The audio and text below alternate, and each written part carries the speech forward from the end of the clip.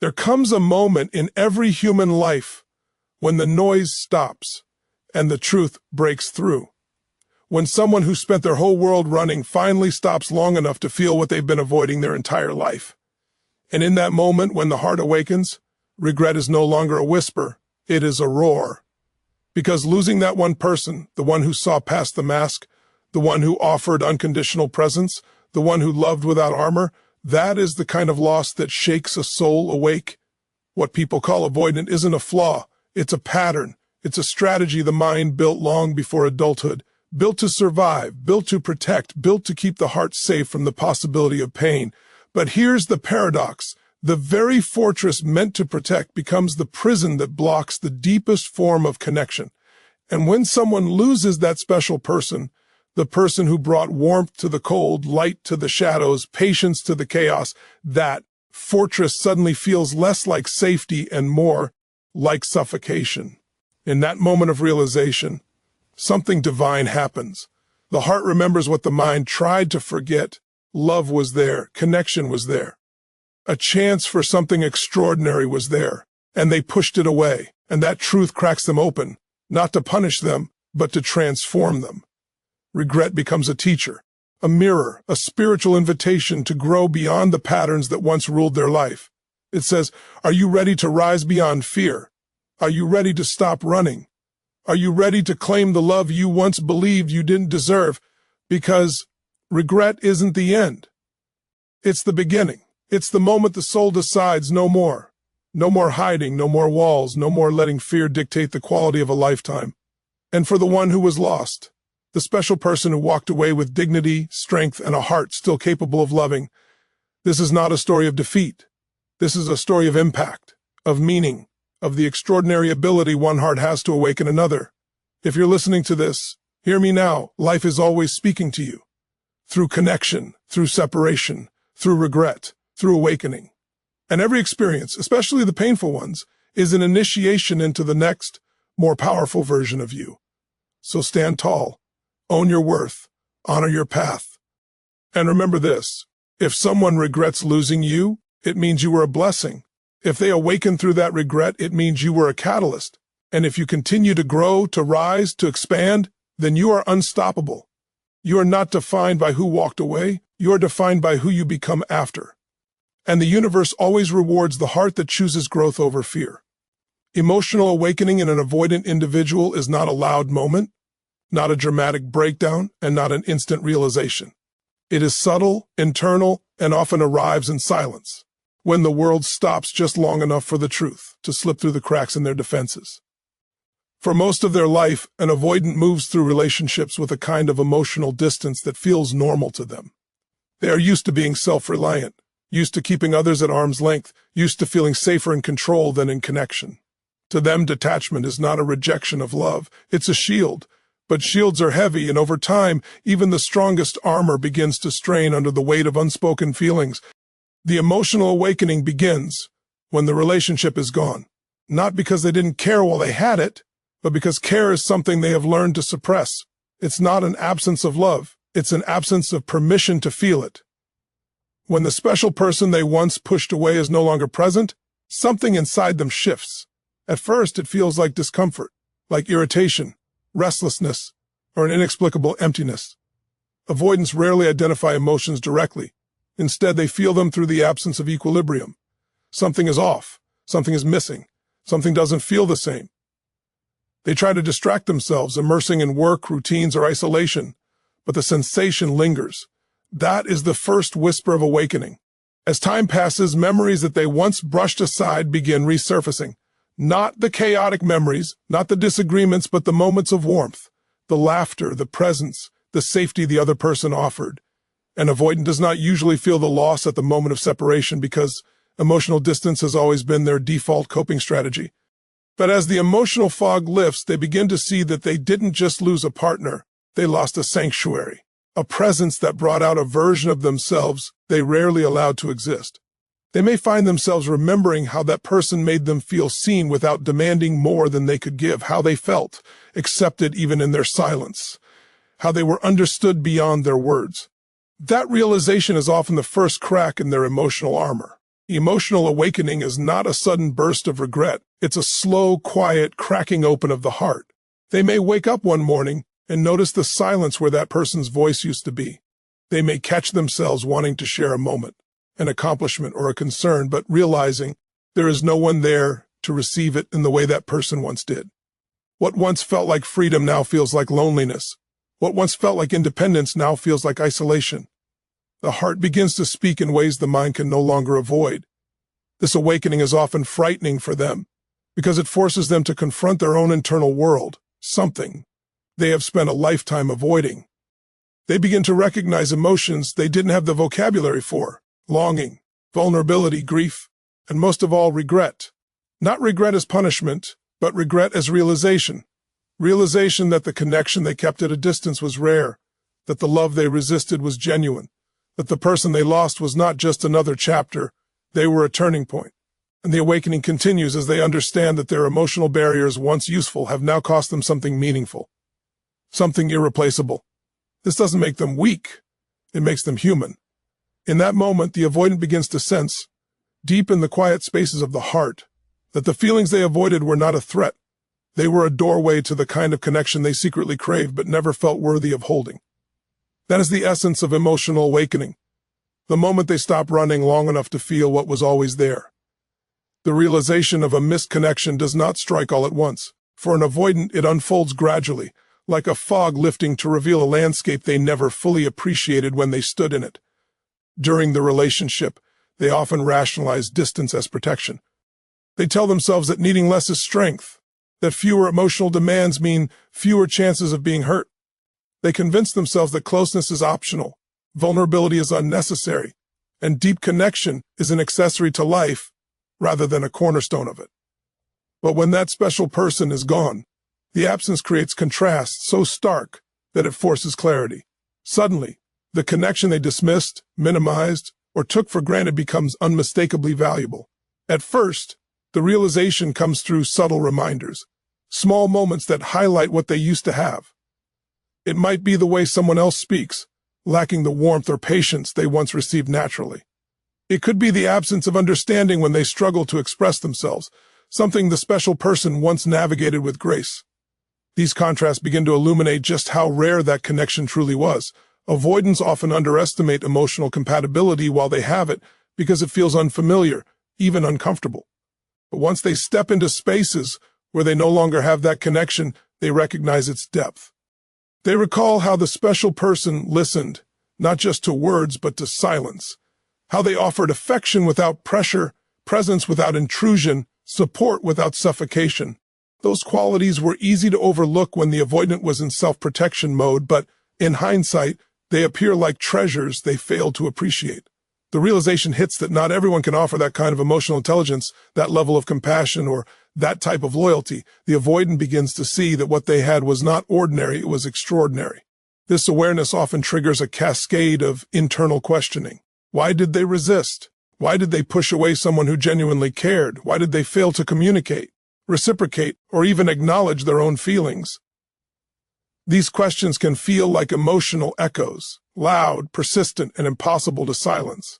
They begin to understand that their distance wasn't neutrality. It was a barrier that blocked out a person who was trying to love them. And when that truth settles in, regret becomes intertwined with longing. The misconnection becomes even clearer when the avoidant attempts to connect with others. They notice the difference in chemistry, the lack of natural flow, the absence of emotional safety. They try to replicate the ease and acceptance they once knew, but it feels forced. They may even find themselves becoming more aware of their own emotional limitations, recognizing that the bond they lost was tailored to their inner world in a way that others cannot easily match. The realization isn't just that they lost someone uniquely suited to understand their complexities. They also begin to perceive the ways the special person contributed to their growth. Perhaps that person encouraged them to express themselves, supported their goals, or helped them feel more open than they had in years. Those experiences become markers of what the connection actually meant. They realize that this person wasn't just another presence in their life. They were a catalyst for emotional expansion. Losing them highlights just how impactful their presence was. As this realization deepens, The avoidant starts to recognize the consequences of silence and emotional withholding. They see that failing to show appreciation, affection, or vulnerability didn't preserve the relationship, it slowly eroded it. And with that understanding comes the awareness that the connection was not simply lost, it was missed. Missed moments, missed chances, missed opportunities to show love that existed beneath the surface. This newfound clarity is often painful but transformative. It breaks the illusion that emotional distance is harmless. It reveals that the special person was not just important, they were significant. A rare soul who understood them, who cared for them, who offered something they may never encounter in the same way again. And as that truth sinks in, the avoidant finally sees the full weight of what they let slip through their fingers, not because they didn't care, but because they didn't know how to hold something so valuable until it was gone. Contrast is often the catalyst that awakens an avoidant to the significance of what they once had. During a relationship, especially one with someone emotionally mature, patient, and deeply connected, the avoidant may not fully recognize the value of that bond. Familiarity can blur perception. Emotional patterns built in childhood or early relationships create a kind of blindness. They prevent the avoidant from seeing what is truly in front of them. They interpret calm presence as ordinary, consistent affection as expected, and emotional depth as something nice but not essential. But once the connection is gone, the world around them begins to reveal just how rare that experience was, and it reveals it through contrast. At first, the contrast shows up in silence. The avoidant expects the absence to feel like relief, because they often equate distance with comfort. Yet instead of feeling lighter, they feel a kind of emptiness. Subtle, uncomfortable, puzzling. Something is missing, something they never noticed. Themselves relying on suddenly becomes noticeable in its disappearance. That contrast between the emotional landscape with the special person and the emotional dryness without them becomes the first layer of clarity. Then, the contrast shows up in new interactions. They meet new people, talk to others, maybe even date again. But the effortless understanding they once had isn't there. The emotional safety they took for granted now feels absent. The patience the special person offered so naturally is not something most people extend. Conversations feel shallow in comparison. Trust doesn't come as easily. The avoidant begins to realize that the emotional connection they had was not the standard. Far from it. It was exceptional. It was something most people don't offer because it requires maturity, awareness, empathy, and genuine care. And as they experience this difference, they begin to understand that the person they lost was not simply nice or good to them. That person held space for them in a way that aligned with their wounds, their fears, their complexities. The avoidant starts to see that others don't intuitively understand their silences. Others get frustrated where that person was patient. Others withdraw where that person leaned in with compassion. The contrast becomes undeniable. What they had was not common. It was a connection tailored to their inner world. Another powerful aspect of contrast comes when the avoidant encounters conflict or misunderstanding with others. With the special person, conflict may have been handled gently, perhaps even with grace. The avoidant might not have noticed it at the time, but now, when disagreements with other people feel sharper, colder, or more dismissive, they begin to recognize just how emotionally safe that past relationship was. They start to see that misunderstandings that were once met with empathy are now met with irritation. Needs that were once honored are now minimized. Emotional hesitations that were once interpreted with compassion are now interpreted as disinterest. That difference becomes jarring. The avoidant begins to feel the weight of these contrasts internally. They see that the comfort they felt around that special person was not a coincidence. It was evidence of a rare connection. They see that the understanding, acceptance, and emotional resonance they once dismissed as normal were anything but. What they mistook for ordinary was actually extraordinary. The contrast even extends into their internal world. They notice that they felt more stable, more grounded, more seen when that person was in their life.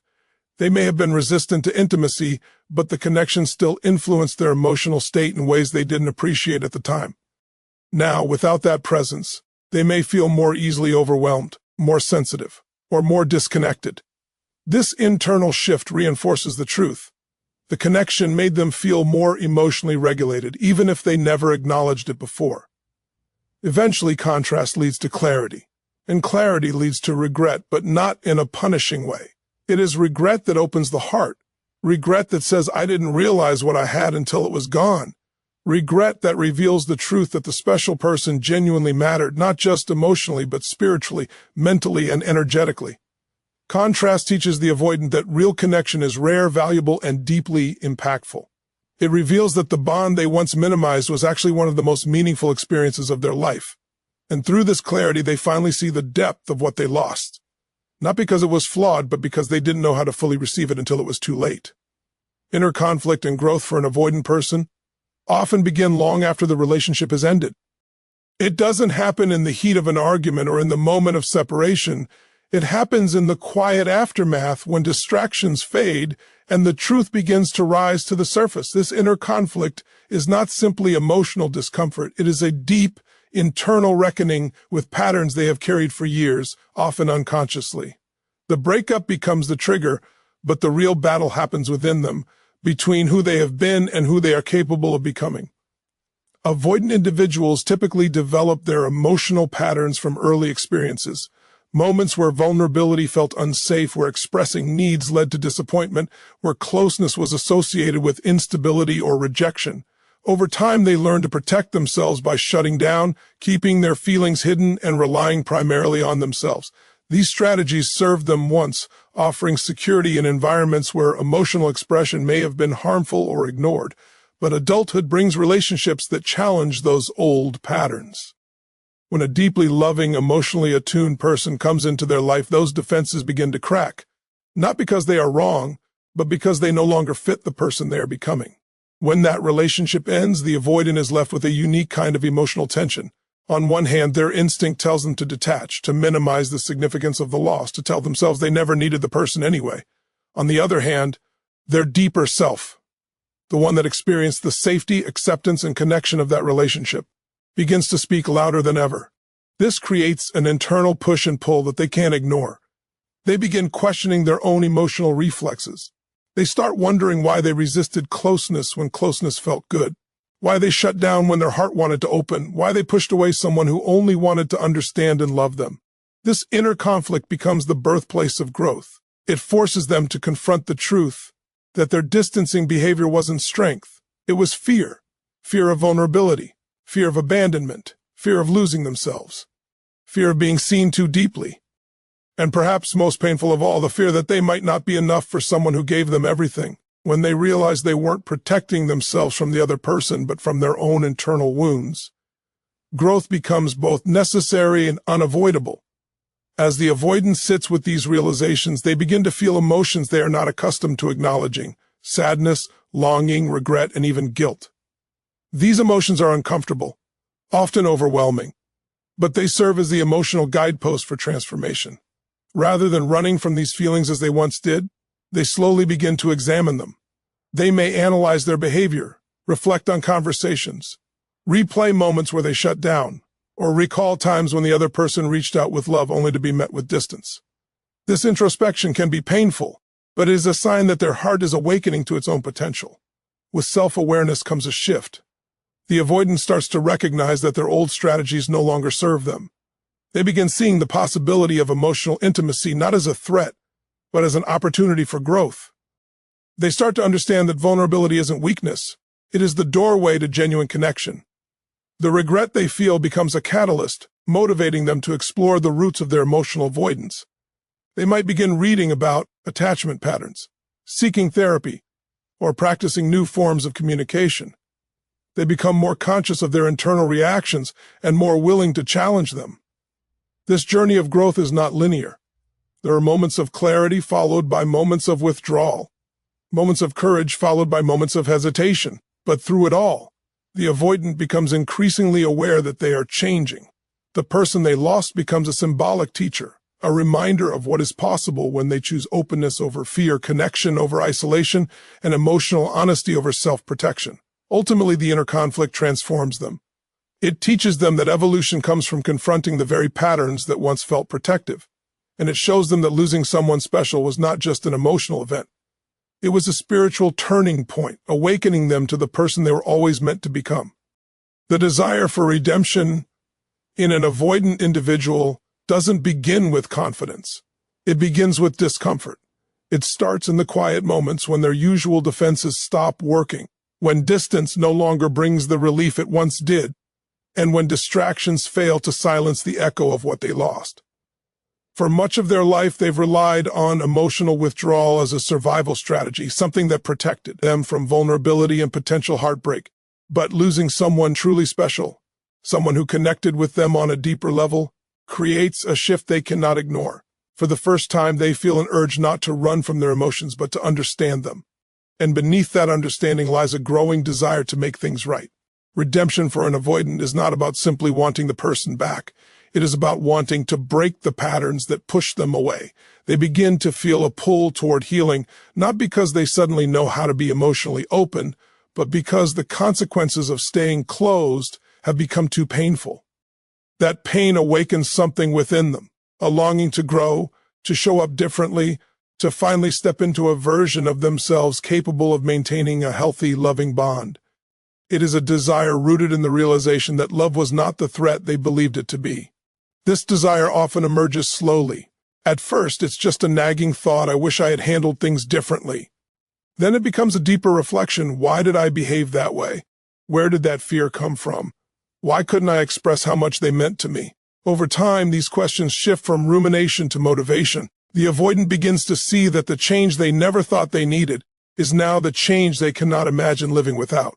They begin to recognize the emotional patterns that shape their behavior, and this awareness becomes a doorway to personal evolution. At the heart of redemption is the desire to reconnect, not necessarily to rekindle the relationship, but to reconnect with the emotional part of themselves they abandoned long ago. The special person they lost becomes a symbol of what is possible when they lead with authenticity instead of fear. They want redemption because they want to be better, not just for that person, but for themselves. The relationship they lost becomes the catalyst that makes them realize their heart is capable of more than they ever allowed themselves to believe. This shift often leads them to reconsider the walls they built. They begin to see that these walls did not protect them from pain. They protected them from love. They protected them from support. They protected them from growth. And now, having witnessed the consequences of these defenses, having felt the sting of losing someone irreplaceable, they feel compelled to break those walls down. The desire for redemption becomes a desire to step into emotional openness, even if it feels foreign, uncomfortable, or terrifying. They may start seeking guidance, reading, or even exploring therapy. They begin talking to themselves differently, questioning old beliefs, challenging assumptions about intimacy. They may rehearse conversations they wish they had, imagine what vulnerability might feel like, or reflect on the moments where they shut down and wonder how things might have unfolded had they remained open. This internal rehearsal is not just regret, it is preparation. It is the heart practicing courage. What makes their desire for redemption powerful is that it comes from a place of genuine self-recognition. They are not trying to undo the past, they are trying to rise above it. They want to become someone capable of giving and receiving the connection they once rejected. They want to honor the meaning that person had in their life by becoming a better version of themselves, even if they never get the chance to show it to that person directly. In this sense, redemption becomes a journey of inner transformation. They begin to understand that healing is not about fixing the relationship, it's about fixing the patterns that sabotaged it. And through that desire to heal, they discover strength they didn't know they possessed, a strength born from loss, fueled by regret, and directed toward growth. True regret for an avoidant person emerges in the moment they accept their responsibility for the loss, not partially, not defensively, but fully. This acceptance is not about self-blame or drowning in guilt. It is about awakening to the truth of how their choices, their silence, their emotional distance, and their learned patterns shape the outcome of the relationship. Responsibility becomes the bridge between who they were and who they are capable of becoming. It is the turning point that transforms regret from a passive feeling into a powerful force for growth. For most of their life, avoidants have operated under the belief that emotional closeness is dangerous, that reliance on others is a risk, and that self-containment is strength. These beliefs were not formed out of stubbornness. They were survival strategies born in childhood environments or past relationships where emotional needs were dismissed, misunderstood, or punished. Because these patterns were unconscious, they often felt justified distancing themselves, shutting down, or withdrawing from conflict. It was familiar. It made them feel safe. They believed they were protecting themselves.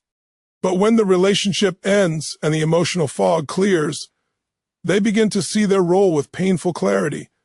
The very behaviors that once protected them are the same behaviors that cost them someone irreplaceable. This realization is humbling. It forces them to confront not only what they did, but why they did it. They begin to trace their reactions back to the roots, past wounds, learned fears, unprocessed emotions. And this awareness creates a new kind of responsibility, one rooted not in shame, but in empowerment. They start to understand that they have the capacity to rewire their emotional patterns, to open themselves to connection, to unlearn the beliefs that kept them guarded. Instead of seeing themselves as victims of circumstance, they begin to see themselves as participants in their own story, capable of choosing differently. Taking responsibility also means acknowledging the impact they had on the person they lost. They recognize the moments when the other person reached out with vulnerability and was met with silence. They remember the times they were offered understanding and responded with distance. They recall opportunities for closeness they avoided because the risk felt too great. These memories no longer appear as neutral moments. They become evidence of lost chances for connection. And while this recognition can be painful, it becomes the fertile ground for transformation. As they step into this awareness, something shifts internally. Accountability becomes a doorway to healing, not a punishment. It gives them the courage to look at themselves honestly, to identify the emotional patterns that held them back, and to commit to breaking those patterns. They begin to understand that responsibility is not about dwelling on the past. It is about reclaiming their power in the present. Responsibility means they can change. They can grow. They can evolve beyond the avoidant identity that once felt permanent. This internal shift naturally leads to a desire for different outcomes in the future. They begin to imagine what it would feel like to show up emotionally present, to communicate openly, to embrace vulnerability rather than fear it. They start practicing self-awareness in real time, catching themselves when old patterns arise, pausing long enough to choose a more conscious response. This is where true transformation begins, in the intentional moments where they choose courage over avoidance. And even though they may not get the chance to repair the relationship they lost, taking responsibility allows them to heal the part of themselves that once believed they were incapable of change. It allows them to honor the significance of the person they lost by becoming someone who can love without retreating, connect without shutting down, and stay present even when discomfort arises. Through this process, responsibility becomes redemption, an emotional rebirth. Ultimately, the acceptance of responsibility reshapes their identity. They realize they are not defined by their past patterns, but by their willingness to evolve beyond them. And through this evolution, regret becomes wisdom, pain becomes purpose, and loss becomes the catalyst that propels them into a new level of emotional maturity. Thank you for allowing me to walk this journey of insight and growth with you. Goodbye for now. May clarity, strength, and peace continue to guide your steps.